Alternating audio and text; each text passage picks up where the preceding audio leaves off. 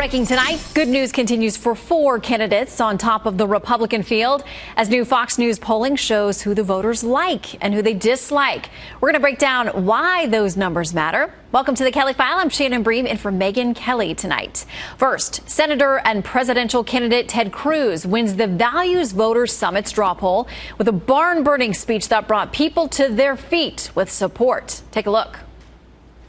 I'm here to ask each and every one of you, stand in your faith, stand with your principles, come together. How do we turn this country around? Just like in 1980, we rise up as we the people and we say we will defend this last best hope for mankind, this shining city on a hill that is the United States of America.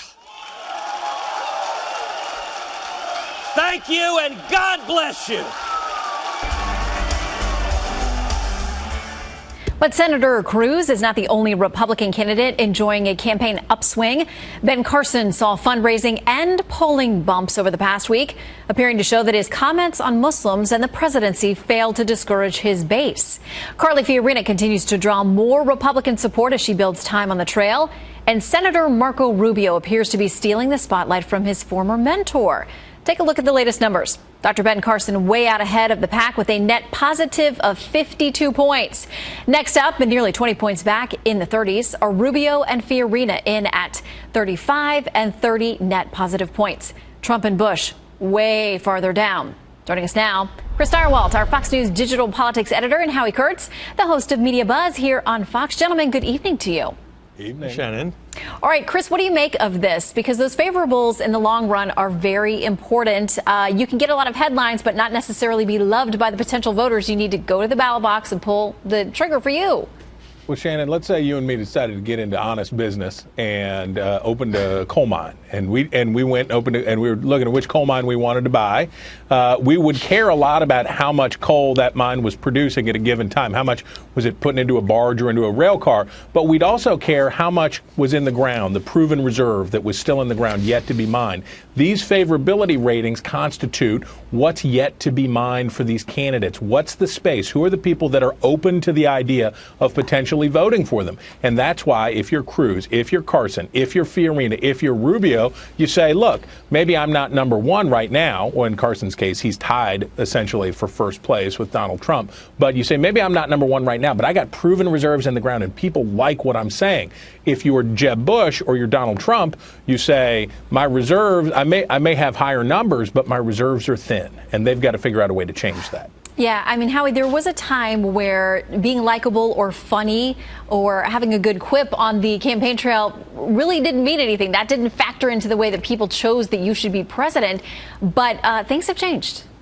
Well, being from Brooklyn, I don't know anything about coal mines. But what I do know is that Marco Rubio is the only practicing politician here who may be about to break out of the second tier. And it seems to me that he's been helped by a couple of good debates as well. He's got a certain degree of charisma, but also he is attacking Donald Trump. I know you're going to talk about this later, but Rubio insiders tell me that Marco is not looking to engage Trump, but he does feel he has to fight back when asked in interviews because Trump is ramping up his attacks on the Florida senator. And therefore, I think that is the media love conflict, and that is getting some of the spotlight onto Rubio. As for his fellow Floridian, Jeb Bush, if you had told me 3-4 months ago that Jeb Bush would be in 5th or 6th place with 7% of the vote, I would have said it would be more likely that scientists would find water on Mars. And that's not Wow, way to tie all the headlines of the day together, Howie.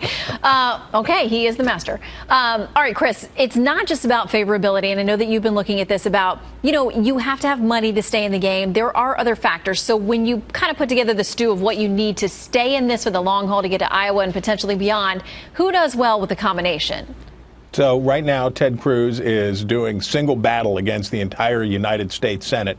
It's not getting him anywhere, but it's not getting him anywhere procedurally, but it's getting him donations. I'll guarantee you right now, the fight that he's engaging with in the Senate tonight, over funding and Planned Parenthood and all that stuff, that helps him get donations, and that helps him stay in the game. And he'll have plenty of money. That's why he's in a very good situation. With Ben Carson, it was an open question. Is Ben Carson going to have enough dough to go the distance? Is this going to be a summer fling and then he fades? Well, we find out that he had very solid fundraising in this quarter, $20 million. his campaign manager told NBC. And they saw a substantial uptick after he said he wouldn't vote for a Muslim president, and he was rewarded by his donors for that. So building that war chest right now, and Rubio and Fiorina are doing the same. That's how you get that coal mine. That's that money that you need to run your man trip to get in there and get that coal out on the conveyor belt. It's always back to West Virginia, isn't it? It's always back to West Virginia when we can. Now back to Brooklyn. With Howie. Okay, so let's talk about a couple of these folks. I watched Senator Ted Cruz today on the floor when he railed on the establishment. He railed on Republicans who he said have made all these promises. They won the House and the Senate. They're not getting anything done. I mean, that definitely is his line of argument, his line of campaigning. But Howie, is he going to be able to? It definitely appeals to his base, and his supporters are strong, and he's got a good grassroots army out there, essentially. But can he expand beyond that enough to win the nomination, to stay alive for a while, and you know, long term in a general? Well, it depends on how angry Republicans are at the mess in Washington, because Cruz, by design, is not the most popular guy among Beltway Republicans. His fans love that, but people who are more skeptical say, well, can he really, is he such an outlier in terms of taking on the system, what he calls the Washington cartel, that can he lead effectively? And I think in the general election, if he were to get that far, that could be more problematic. But going back to Carson, it's really noticeable. The media have been pounding on this guy for more than a week over those comments on Meet the Press about I wouldn't advocate a Muslim as president. He later qualified it. Show after show, including 2 Sunday shows yesterday. What this says to me is, one, a lot of Republican voters agree with him, and secondly, they dismiss the carping by boy they see as the media elite, which they see as out of step, and Carson perhaps more in tune, according to the people who are saying and telling pollsters at least that they like Ben Carson. Yeah, for a lot of these candidates, that's the exact badge of honor that they're hoping to leverage. All right, Chris, Howie, West Virginia, Brooklyn, good to see you both tonight. You bet, Good to see you.